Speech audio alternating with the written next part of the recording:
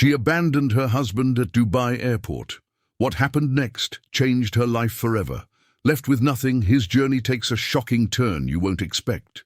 Watch till the end and subscribe to our channel for powerful, emotional comeback stories. The fight began quietly, but burned fast. At Dubai International Airport, my wife's anger turned cold and calculated. Before I could react, she cancelled my ticket using her phone, said nothing, and walked away. An American husband stranded overseas, I stood frozen, suddenly invisible in a city of movement and wealth. Reality hit hard. No phone, no wallet, no boarding pass. I searched my pockets again and again, hoping something had magically appeared. Around me, travelers rushed past, rolling suitcases and laughing. I felt stripped of identity, a nobody far from the United States, abandoned by the woman who controlled everything. I tried speaking to airport staff, but without documents or proof, every conversation ended politely and quickly.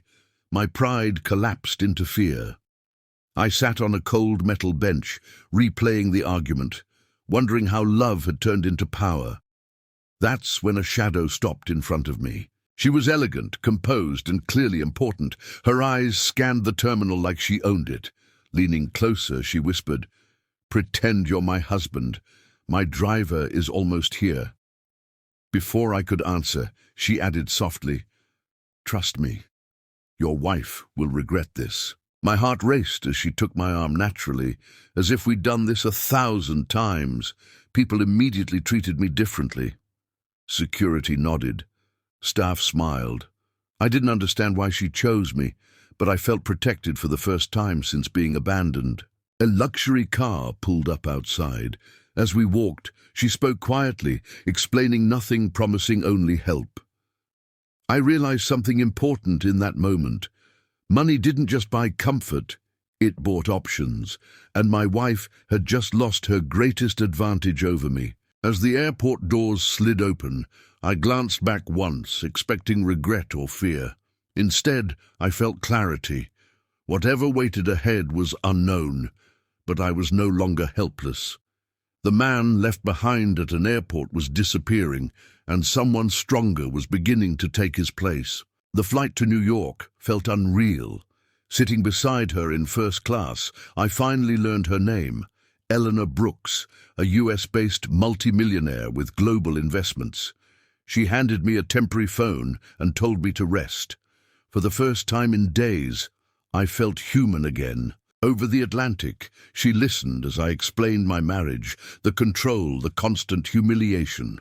Eleanor didn't interrupt. She simply said, "Power should never be used to break someone." Those words stayed with me longer than the flight itself. Back in the United States, she arranged everything, documents, clothes, and a place to stay. She expected nothing in return. Instead, she watched how I handled gratitude, how I spoke, how I carried myself once fear was gone. Weeks later, Eleanor offered me a position in one of her companies. Not charity, an opportunity. She said she valued loyalty and resilience more than perfect resumes. I accepted, determined not to waste it. As my confidence returned, so did my sense of self. I worked hard, learned fast, and proved I belonged. Success followed quietly, then loudly. My name began appearing in meetings, then reports, then headlines. One evening, my phone lit up with a familiar number, my wife. Her voice trembled, filled with regret and sudden kindness. She wanted to talk, to fix things. I listened calmly, then declined. Months later, I saw her again, this time in a magazine article about our company's rise. Our eyes met across a crowded room. She looked stunned. I felt nothing but peace. The man she abandoned was gone, and he wasn't coming back.